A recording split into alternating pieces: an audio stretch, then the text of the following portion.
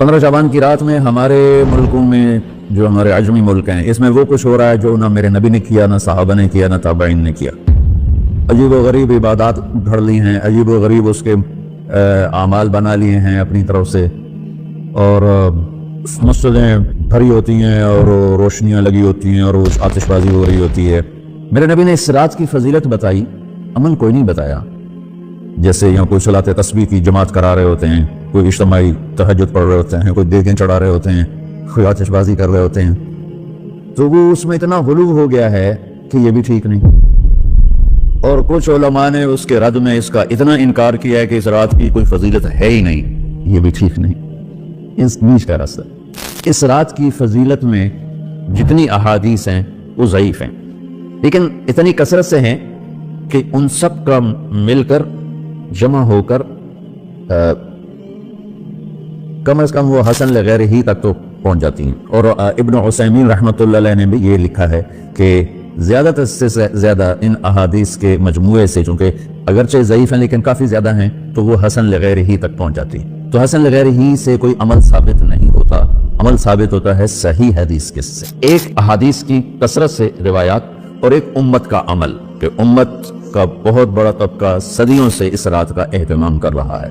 लेकिन कुछ अर्सा पहले तक एहतमाम था दिन में रोज़ा रखना, रात को कोई नवाफिल पढ़ लेना, कोई दो चार ज़्यादा पढ़ लेना, लेकिन अब ये ढोल तमाशा जो अब शुरू हुआ है इसका तो कोई वजूद ही कोई नहीं है। तो इस रात को अल्लाह ताला ने मुबारक बनाया, और हदीस पाक में आता है कि अल्लाह ताला इस रात में सारी दुनिया के लोगों की बख्शिश फरमाता है सिवाय 5 आदमियों की। 5 के सिवा सब अहले ईमान की बख्शिश हो जाती है। मुशरिक, अल मुशरिक, पहला मुशरिक, दूसरा मुशाहिन, तो अपनी चादर को लटकाने वाला, लेकिन बशर्ते तकब्बुर। कितने हो गए? आकुन ले वालिदैहि, माँ बाप का नाफरमान। नाफरमान ऐसा कि दुख देने वाला। छोटी मोटी ऊंच नीच तो हर बच्चे से हो जाती है, लेकिन ने वालिदैन को टुकड़े टुकड़े कर लिया हो और उनको दुख दे दे दे दे के उनका सीना चीर दिया हो, क्योंकि आप कहते हैं पुरजे पुरजे करना किसी चीज का, तो अपने दुख देकर अपनी बदतमीजी के साथ उसने माँ बाप का दिल जख्मी कर दिया हो, एक ये नहीं माफूत। 5वां मुदमिन खमर, मुसलसल शराब पीने वाला, मुस्तकिल जो शराब का आदी हो। इन 5 को मुअख्खर कर दिया जाता है। माफी नहीं होने का मतलब ये नहीं कि अल्लाह ताला कभी माफ नहीं करेगा। माफी ना होने का मतलब ये है कि ये 5 ऐसे गुनाह हैं कि इसकी वजह से बख्शिश रुक जाती है। अगर वो शिर्क से निकल आए, वो कीना से निकल आए, वो तकब्बुर से निकल आए, वो वालिदैन की नाफरमानी से निकल आए, शराब छोड़ दे, तो इनकी भी बख्शिश हो जाती है। जब कोई तौबा करेगा फौरन बख्शिश हो जाएगी। ना 15 शबान की जरूरत है, ना लैलतुल क़द्र की जरूरत है, ना बैतुल्लाह जाने के साथ तौबा की शर्त है। जहां भी वो बैठ के तौबा करेगा, जिस लम्हे में करेगा, उसी वक्त उसकी तौबा कबूल होगी और अल्लाह उसके पिछले सारे गुनाहों को माफ फरमा दे। दिन का रोजा, रात का क़याम, ज्यादा क़याम से मुराद नवाफिल हैं, कोई घर में पढ़ ले, कोई मस्जिद में पढ़ ले।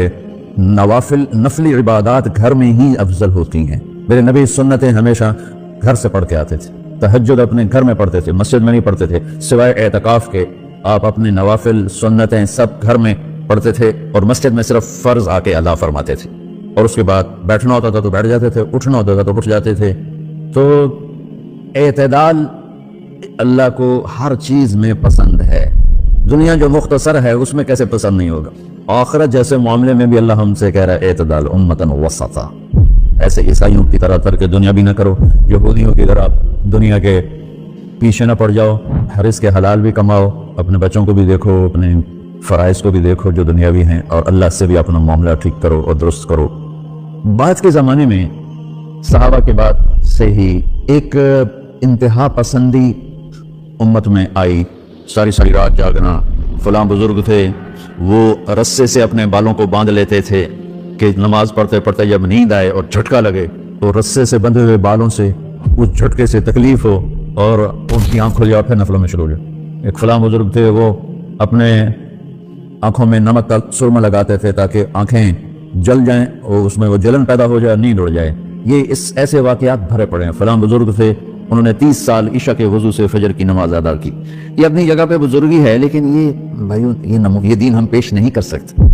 फलां बुजुर्ग थे, वो 30 साल से सत्तू खा रहे थे कि रोटी खाने और सत्तू खाने में 70 दफा सुभान अल्लाह का फर्क पड़ जाता है। تو روٹی کھائیں تو 70 دفعہ سبحان اللہ کم کہہ سکتے ہیں، اور ستو کھائیں تو 70 دفعہ سبحان اللہ زیادہ کہہ سکتے ہیں. تو لہٰذا انہوں نے کہا مجھے تو 30 سال ہو گئے، میں تو ستو کھا رہا ہوں، میں تو روٹی نہیں کھا رہا. یہ دین نہیں ہے.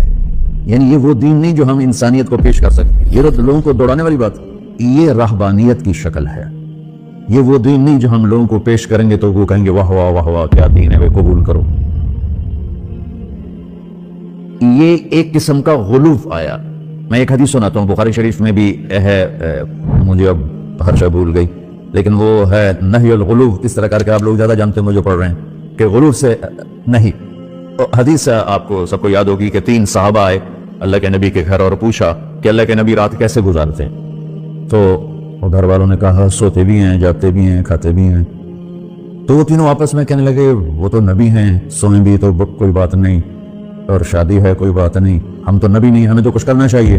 ایک نے کہا کہ میں ساری زندگی روزہ نہیں چھوڑوں گا، ایک نے کہا کہ میں ساری زندگی سوؤں گا نہیں، ایک نے کہا میں ساری زندگی شادی نہیں کروں گا. تو دیکھنے میں تو واہ واہ کیا بڑی بزرگی ہے، وہی بڑے بزرگ ہے.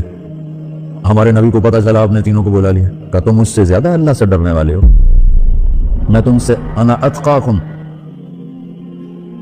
یا اخشاکم، الفاظ آپ لوگوں کو زیادہ یاد ہوں گے لیکن مفہوم میں صحیح پیش کر رہا ہوں. آپ نے کہا میں تم سے زیادہ اللہ کو جانتا ہوں، تم سے زیادہ اللہ سے ڈرتا ہوں. میں سوتا بھی ہوں، میں کھاتا بھی ہوں، میں روزے بھی رکھتا ہوں، میں چھوڑ بھی دیتا ہوں، میری بیویاں بھی ہیں، میں اپنی بیویوں کے پاس بھی جاتا ہوں. تم دین میں غلوف سے بچو. پہلے امتوں کو ہلاک کر لیا دین میں غلوف. دنیا میں غلوف یعنی انتہا پسندی، ایکسٹریمسٹ ہونا.